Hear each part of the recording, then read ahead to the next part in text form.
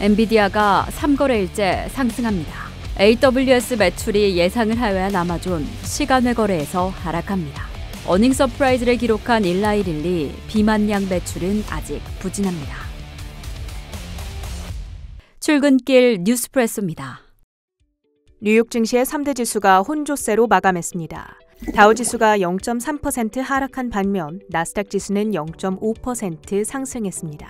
내일 나올 고용보고서 결과와 아마존의 실적 발표를 앞두고 지수는 보합권에서 등락을 보였습니다. 고용보고서 결과에 대한 우려와 기대가 혼재돼 관망세가 짙었는데요. 마감을 앞두고는 미국 무역대표부 대표 지명자가 미국과 캐나다, 멕시코의 무역협정에 제3국이 무임승차하는 것을 막겠다고 언급하며 무역 분쟁 우려가 부각돼 잠시 매물이 출회하기도 했으나 재차 반등을 보였습니다. 실적을 발표한 대형주들의 희비는 명확하게 엇갈렸습니다.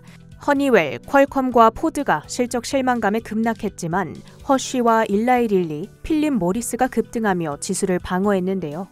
초콜릿을 많이 먹어 젯바운드로 다이어트를 하고 담배는 많이 폈던 분기로 요약할 수 있겠습니다. 장 마감 후 아마존의 실적이 공개됐습니다. 1,877억 9천만 달러의 매출액에 1.86달러의 EPS, 모두 월가 기대치를 크게 상회하는 양호한 실적이었는데요.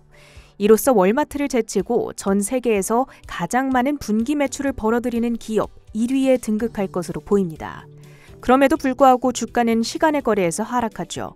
현분기 매출 가이던스가 컨센서스를 하회했기 때문입니다. 트럼프 취임 이후 달러가 연일 강세를 보이고 있고 환율 영향으로 매출이 줄어들 거란 전망입니다.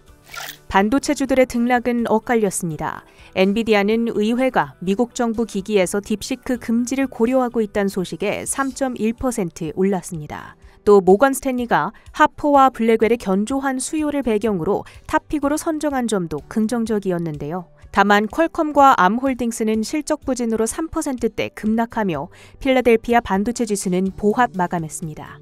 어펌홀딩스가 강력한 2분기 실적을 발표한 뒤 애프터마켓에서 급등합니다. 8억 6,600만 달러의 매출액에 23센트의 주당 순이익을 기록했는데요.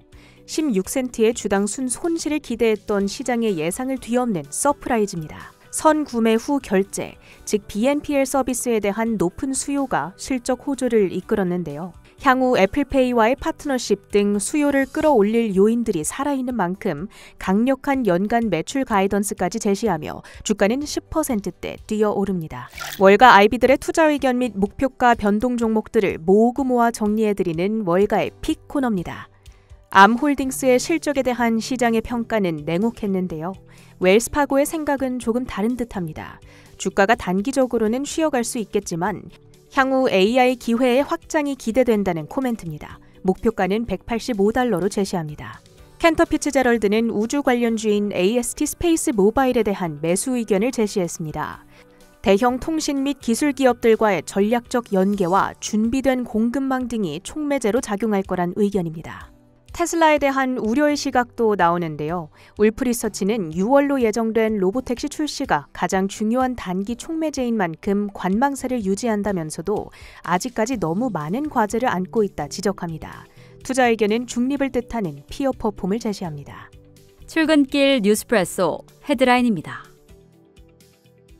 모건 스탠리 애널리스트 조셉 무어는 엔비디아 주식을 매수할 좋은 기회라고 판단, 엔비디아를 최선호주로 유지하고 비중 확대 의견을 반복했습니다. 이에 장기적인 리스크 우려가 아직은 남아있지만 그래도 단기적으로 블랙웰 및 호퍼칩의 강력한 수요가 유지되고 있어서 블랙웰 칩의 공급 가시성을 확대하고 있다라고 전했고, 장기적으로도 결국 AI 추론 시장에서의 우위를 차지할 건 엔비디아다라고 전했습니다. 그리고 지금 엔비디아가 여전히 대형 훈련 클러스터 확장을 지속하고 있어서 딥시크가 이러한 커다란 흐름을 변화시킬 조짐은 없다고 설명했습니다. CNBC의 짐 크레이머 역시나 지금 AI 기술주 조정 시의 매수의 기회다라는 의견을 더해서 AI 분야 수요 증가에 대한 기대감에 매수 포인트를 찾고 있는 것으로 보여집니다. 일라이릴리의 지난해 4분기 실적이 시장의 예상치를 웃돌았습니다. EPS는 5.32달러로 예상치인 4.95달러를 넘어섰습니다. 하지만 마운자로의 매출은 35억 3천만 달러로 전년 동기 대비 60%가량 증가했긴 했지만 월가 전망치인 36억 2천만 달러를 하회했습니다. 이에 기저효과로 인해 실질 가격이 하락했고 이에 따른 매출 하락이라고 설명을 했습니다. 그리고 추가적으로 비만 치료제에 대한 수요는 여전히 탄탄하며 추후 생산량이 최소 1.6배가량 증가시킬 것이라고 전망을 했습니다. 그리고 경구용 비만형 푸보 물질인 오포클리프론이 임상시험 결과가 올해 중순에 나와서 지금 발생하고 있는 공급 부족 문제를 해결할 수 있을 것이라고 더했습니다. 그리고 CNBC의 짐 크레이머 측은 일라이 릴리에 대해서 긍정적인 의견을 계속 유지합니다. 지난 1월 급락 당시에도 주식을 팔지 말라며 여전히 일라이 릴리는 최고의 선택이라며 강한 확신을 전했는데요. 이제 추후에 발표될 주요 임상 데이터와 함께 주가 흐름을 체크해 보겠습니다. 연준은 연례 스트레스 테스트를 통해 가상의 경기 침체 시나리오를 설정하고 대형은행들의 손실 규모, 이익, 자본 수준을 평가함으로써 회복력을 측정합니다. 이번 2025년 연례 스트레스 테스트 시나리오를 통해서 미국 실업률이 최대 10%가량 증가하고 주택 가격은 33% 하락, 상업용 부동산 가격은 약 30%가량 하락하는 것으로 다소 완화된 기준을 설정했습니다. 물론 여전히 도전적인 요소가 남아있기는 하지만 이전 대비 하락폭이 적어졌다라는 점에서 은행주가 간밤 전반적으로 상승했습니다. 또한 올해 대형은행들이 우호적인 규제 환경을 맞이할 것이다 라는 전망에 긍정적인 전망이 이어지고 있습니다. 트럼프 정부가 균형 잡히고 투명하며 예측 가능한 규제 체제로 전환할 것이다 라는 기대 속에서 자본 규제 부담이 완화될 가능성이 크다고 보여집니다. 또한 전일 보우먼 이사는 은행 규모별 맞춤형 규제가 필요하다라는 발언을 더하면서 은행 규제 완화에 대한 기대감을 더하기도 했습니다.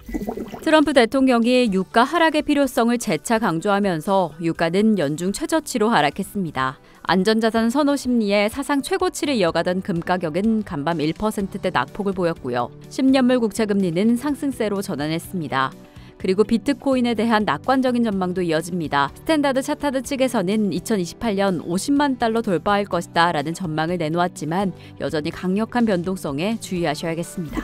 라이드쉐어 서비스 기업인 리프트가 아마존과 엔트로픽과 협력해 고객 서비스에 인공지능 기술을 도입합니다. 이에 고객 서비스 문제 해결 시간은 87%가량 단축된 성과를 보였습니다. 이에 추가적으로 다가오는 11일 분기 실적을 통해 세부 계획을 체크해보겠습니다. 애플의 공급업체인 스카이웍스 솔루션스의 주가는 최대 고객사인 애플과의 협력 관계 변화 가능성에 모바일 부분 매출 감소를 전망하며 24% 넘게 급락했습니다. 이상으로 뉴스프레소 전해드렸습니다.